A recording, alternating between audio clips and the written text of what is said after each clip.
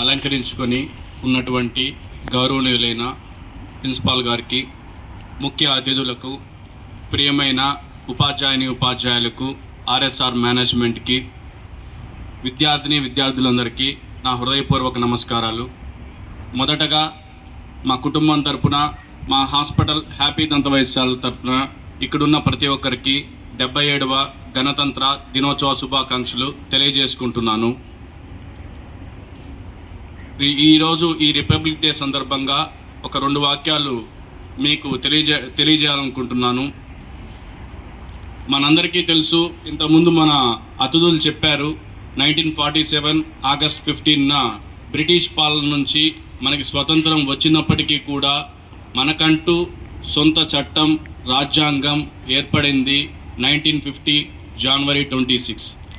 కాబట్టి ఆ జనవరి 26ని మనం పూర్తి గణతంత్ర రాజ్యాంగంగా ఆవిర్భవించింది. కాబట్టి ప్రతి సంవత్సరం జనవరి 26న మనం ఎంతో గొప్పగా, ఒక పెద్ద వేడుకగా, చాలా ఆనందంగా జరుపుకుంటాము. ఇది ఇందాక మన అతిథులు చెప్పినట్టు ఇది ఆషామాషి విషయం అయితే కాదు. ఇందాక పిల్లలు కూడా ఒక స్కిట్ పార్టిసిపేట్ చేయడం జరిగింది. దాంట్లో మన దేశంలో ఉన్న వివిధ రాష్ట్రాల వేషాలు ధరించి పిల్లలు చాలా బాగా స్కిట్ చేశారు. ఆ స్క్రిప్ట్లో నేను గమనించింది ఏంటంటే, మన డాక్టర్ అంబేద్కర్ గారు నేతృత్వంలో దరిదాపుగా 220 నుంచి 290 మంది సభ్యులు పార్టిసిపేట్ చేసి 2.5 సంవత్సరం కష్టపడి ఒక పుస్తకాన్ని లిఖించడం జరిగింది. అదే మన రాజ్యాంగం. ఇందాక మన అతిథి కాంతారావు సార్ చెప్పినట్టు మన దేశంలో వివిధ రకాల భాషల వల్ల అప్పట్లో ఉన్న ప్రైమ్ మినిస్టరు, ప్రెసిడెంట్ అయితేనేమి, వివిధ రాష్ట్రాల నుంచి దరిదాపుగా 220-290 మందిని సెలెక్ట్ చేసి ఈ రాజ్యాంగానికి ఒక సభ్యులుగా మన అంబేద్కర్ గారు నియమించి ఒక పుస్తకం రాయడం జరిగింది.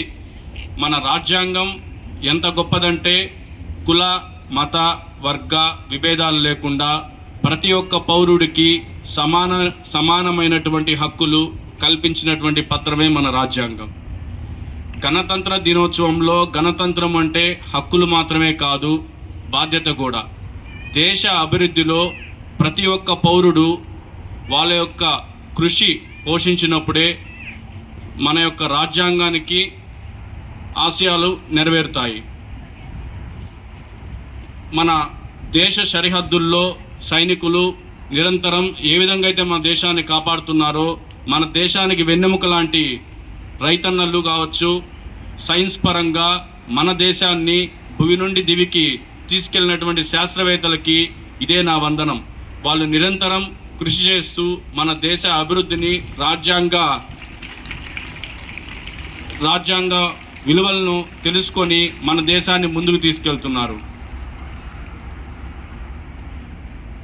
నేను ప్రతి ఒక్కరికి చివరిగా నేను చెప్పేది ఏంటంటే, మన దేశాన్ని ప్రపంచ దేశాలలో అగ్రరాజ్యంగా నిలబెడతామని, రాజ్యాంగ విలువలను కాపాడుదామని, మనమంతా కృషి చేద్దామని ఈరోజే మనం అందరం ఒక వాగ్దానం చేద్దామని మనసులో అనుకుందాము.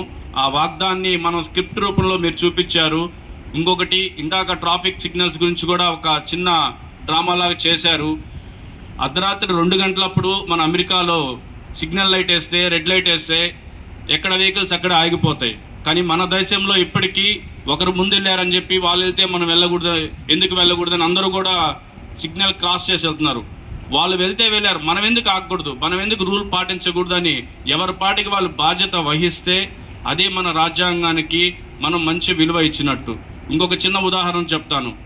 దేశభక్తి అంటే మనం దేశ సరిహద్దుల్లోకి వెళ్ళి ఒక సైనికుల్లా పోరాడవలసిన అవసరం లేదు. మనం ఇక్కడుండి కూడా మన దేశభక్తిని చాటుకోవచ్చు.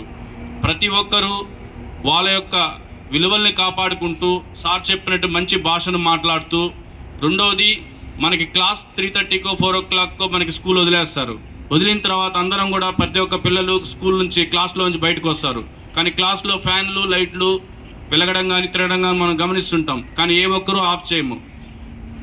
మన బాధ్యతగా చివరొచ్చే పిల్లవాడు ఫ్యాన్ తిరుగుతుంది, కరెంటు లైట్స్ తిరుగుతున్నాయి, మనం ఆఫ్ చేసినప్పుడు ఆటోమేటిక్గా చాలామంది ఏమనుకుంటారంటే నాకేం ఉపయోగం, స్కూల్కి ఫీజులు కడుతున్నాం కదా అంటారు. అది కరెక్ట్ పద్ధతి కాదు. నా ఉద్దేశానికి వస్తే ఏంటంటే, మనం కరెంట్ సేవ్ చేసినప్పుడు మన దేశం యొక్క రిసోర్స్ మనం కాపాడుకున్నట్టు ఉంటుంది. మన రిసోర్సెస్ మనం ఎప్పుడైతే కాపాడుకుంటామో మన జీడిపి ఆటోమేటిక్గా పెరుగుతుంది. మనమందరూ చాలామంది కూడా యూకేకి యూఎస్ఏకి వెళ్తూ ఉంటారు. వాళ్ళు యూఎస్ఏలో ఉన్నారు, వాళ్ళు యూకేకి వెళ్ళారు. మనం ఈ విధంగా మన రిసోర్స్ని మనం కాపాడుకుంటే ఇంకొక దశాబ్దం తర్వాత అమెరికా వాళ్ళే మన భారతదేశానికి వస్తారు. మన యొక్క రూపాయి 100 రూపాయలతో సమానం అవుతుంది. $1 100 రూపాయలు 90 రూపాయలు ఎట్లాగో మన రూపాయి అంత పెరిగేదానికి అవకాశాలు ఉంటాయి. ప్రతి ఒక్కరూ కూడా వాళ్ళ వంతు కృషి చేస్తారని తెలియజేసుకుంటున్నాను. అందరికీ మరొకసారి గణతంత్ర దినోత్సవ శుభాకాంక్షలు. జై హింద్, భారత్ మాతా కీ జై. Thank you, sir, for your